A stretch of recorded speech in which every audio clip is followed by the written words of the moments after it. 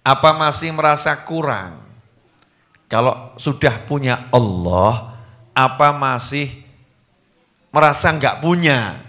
Ya, masih merasa enggak punya. Aneh ya, kalau sudah punya Allah kok masih merasa kurang. Sudah punya Allah kok masih merasa belum punya. Sudah punya Allah kok masih merasa enggak punya siapa-siapa. Lantas yang kamu cari itu apa? Lantas yang kamu cari itu apa? Dijawab ibu-ibu, duit.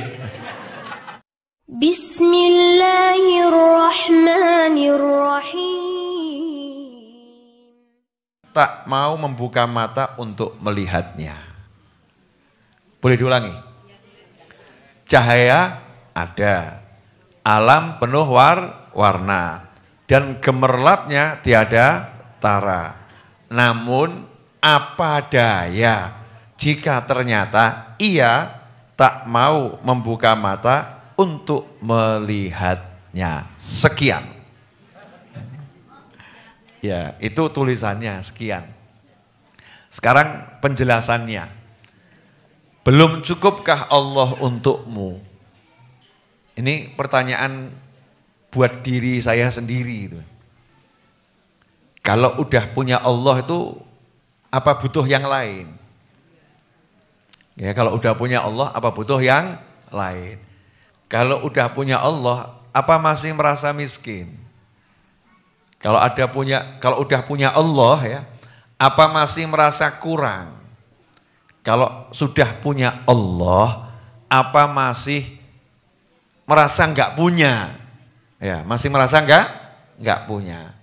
Aneh ya, kalau sudah punya Allah kok masih merasa kurang.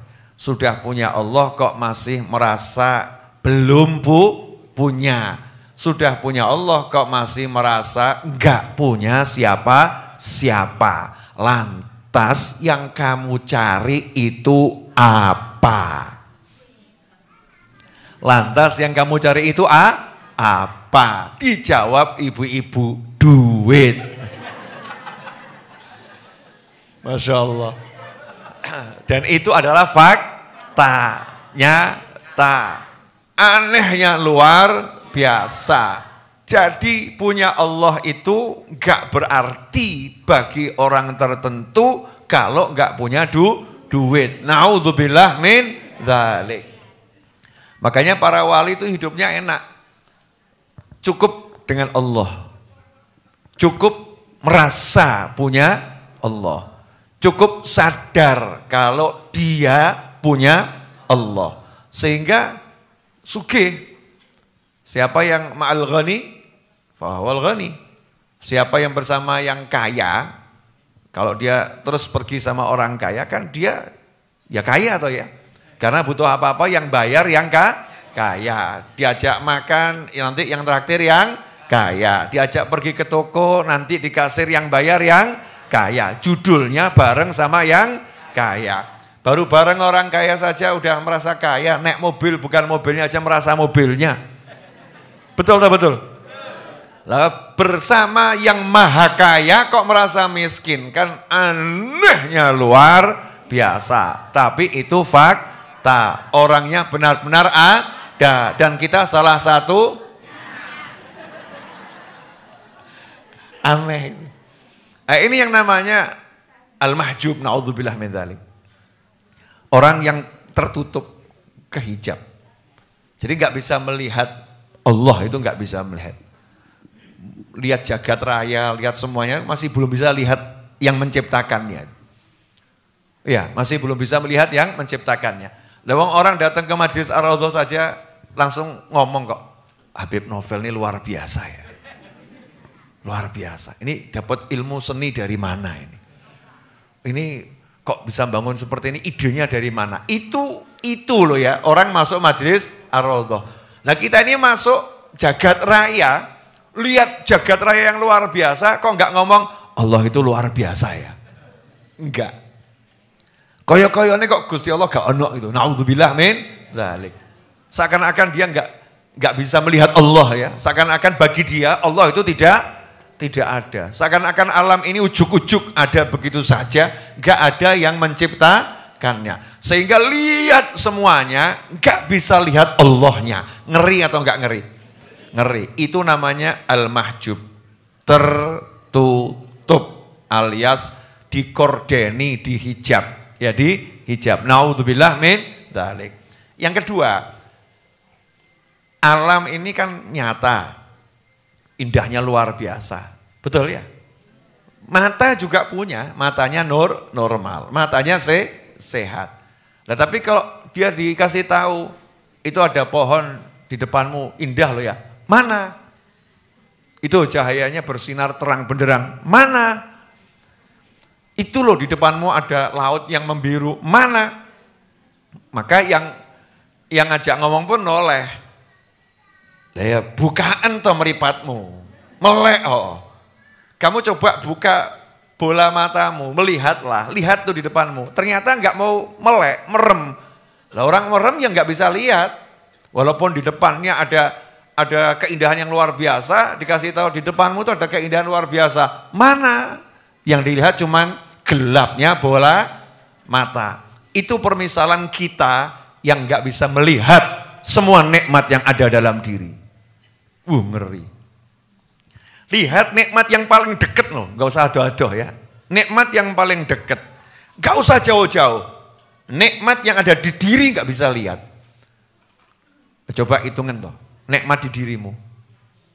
Sekurang apa? Sugih apa gak sugih? Luar biasa. Kemudian lihatlah orang-orang yang dijadikan oleh Allah Ta'ala sebagai pengantar nikmat itu kepadamu. Masya Allah. Saya misalnya ya, alhamdulillah ada Ustadz Iis, ada Abdurrahman, ada Zidni, ada Marzuki atau Juki, ya, ada Gus Kafa, ada Boim, ya, julukannya, namanya panggilannya Kiki, ya. Ada Ustadz Fuad, ada Ali Maksum, ada Zaini, ada Cahyo, ada Mas Wahid, ada Seto. Oh Seto gitu ya. Ya Seto tuh kalau di Solo, kalau di Mekah panggilannya Seto. Ya pakai tok Seto itu. Dipanggilnya Seto. Ada kawan-kawan saya banyak. Saya alhamdulillah ya. Oh saya nggak perlu ikut ngepel, ada yang ngepelkan. Betul ya?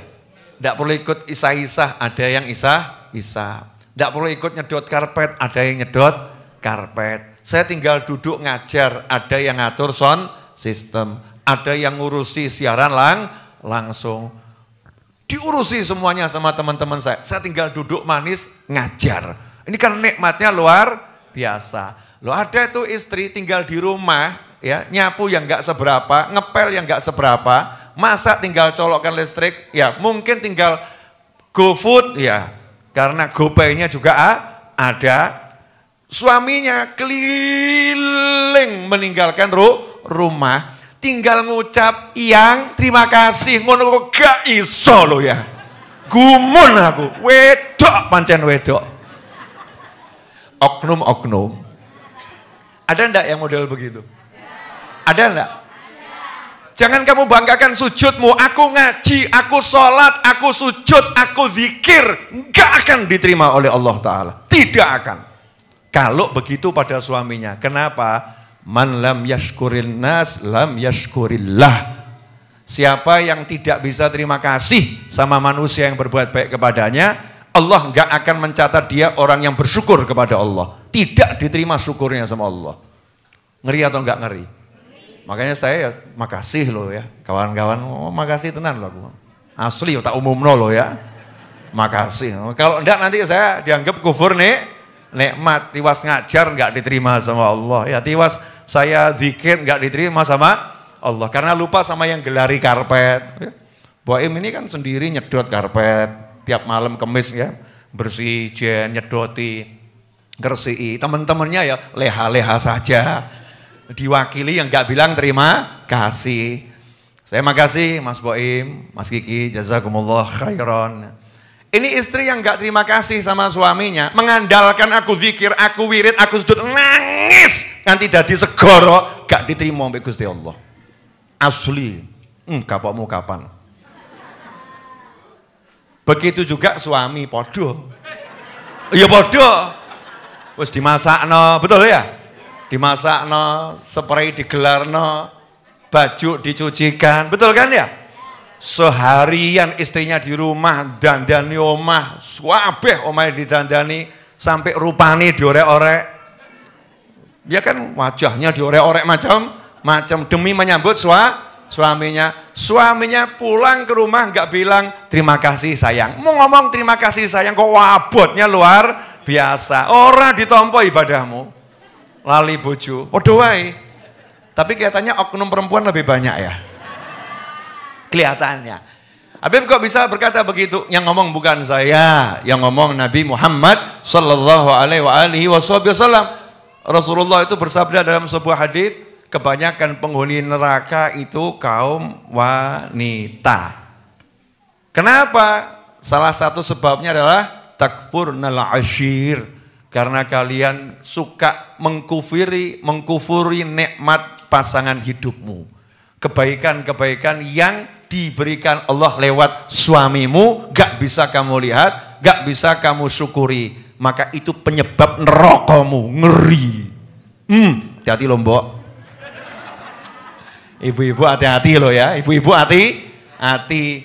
Tiwas ikut pengajian Rebu sore, Kamis pagi, Jumat malam, Senin siang, Selasa sore. Misal ya, malam Jumat, Senin, Selasa, Rebu, Kamis, Jumat, Sabtu, Minggu pengajian terus. Luar biasa. Tapi sama suaminya,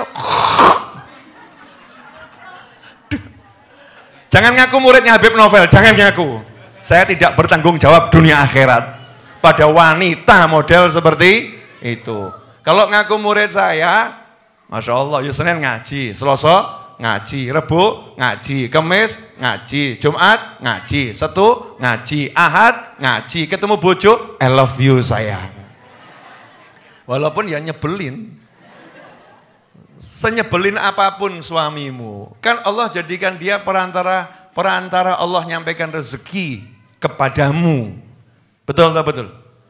Ucapkan terima kasih untuk itunya saja. Itu saja kamu nggak bisa mensyukurinya, nggak mampu nggak? Bu, mohon maaf ya Bu ya. Istri tinggal duduk di rumah dapat rezeki dari Allah. Sama istri harus keluar dari rumah dapat rezeki dari Allah. Pilih yang mana Bu? Jenengan duduk di rumah manis, nggak usah ngopo-ngopo, Allah kirimkan 1 bulan 5 juta misalnya. Mau atau nggak mau?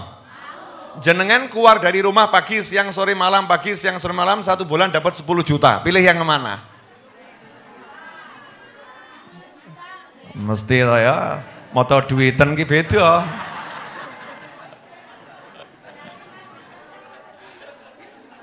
Kalau yang normal paham urip ya. Karena waktu itu mahal. Duduk manis dapat 5 juta, kan bisa berkarya dapat ratusan juta. Lawang duduk di rumah nyantai, ngurusi istri suami, ngurusi anak, ngurusi rumah dapat 5 juta. Yuk, makasih sayang, aku nggak capek, nggak repot dapat duit. Waktunya bisa buat macam-macam yang khair, yang manfaat. Nah ini udah bisa manfaat macam-macam, tapi yang dijadikan Allah, yang sama Allah dijadikan alat untuk ngantarkan rezeki, gak disyukuri. Cuman gara-gara satu hal, lali tanggal ulang tahun. Memang kamu gak pernah ingat ulang tahunku? Wono model ngono ki ono, aku tahu ketemu. Wono. Nah kalau datang apa enggak, wallahu a'lam itu ya. Entah di alam mana, wallahu a'lam. Jelas ibu-ibu? Apa?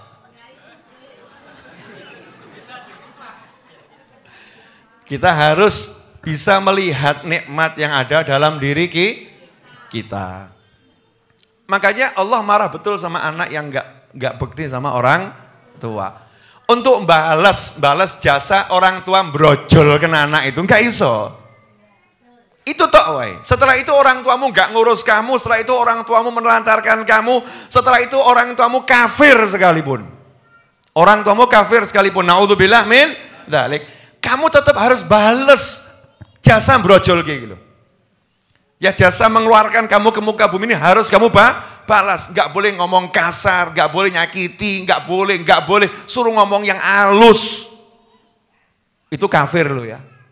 Saya meneh ngajari sholat, ngajari ngaji, ngajari macam-macam, golekno duit dan lain sebagainya. Suruh terima kasih sama orang tuanya aja susahnya luar biasa. Marah Allah Ta'ala. Model gitu pokoknya wong gak iso delok, gak bisa melihat perantara nikmat ini, Allah gak suka. Allah gak suka. Clear? Dah, yang ketiga, mulai hari ini saya minta tolong bantu doa. Kemarin tuh Mas Wali silaturahim ke sini minta didoakan agar masjid yang di Siwodari itu bisa segera selesai. Ya, dan bisa segera dimanfaatkan. Ya, minta didoakan. Maka jenengan jangan lupa kalau habis sholat doakan. Biar masjid di Siwodari itu insya Allah diberi kemudahan penyelesaiannya dan nanti mudah untuk dimanfaatkan bagi kepentingan umat. Al-Hadziniyah Al-Fatihah.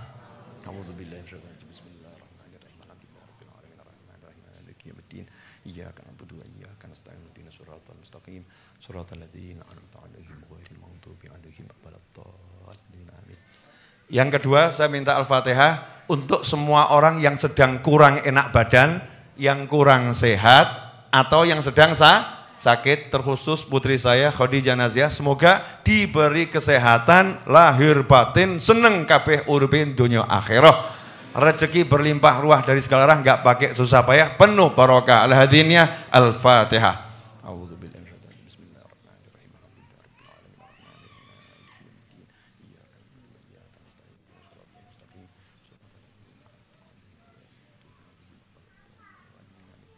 Yang ketiga, hutang tanah Majelis Ar-Raudhah masih tersisa kurang lebih sebetulnya itu di angka 1,6 sekian gitu ya. Hari ini saya akan bayar kurang lebih 500, jadi masih kurang 1,6 sekian. Cuman bulatkan saja kurang 1,5 biar gampang ngitungnya ya.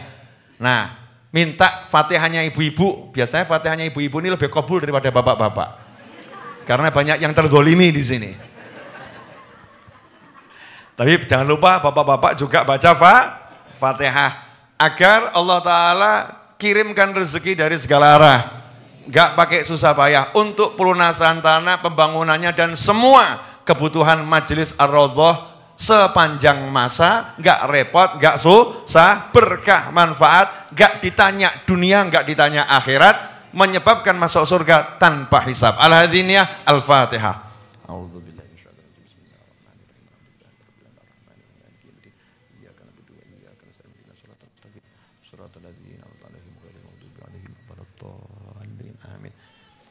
Jazakumullah khairan. Mudah-mudahan berkah manfaat majelisnya. La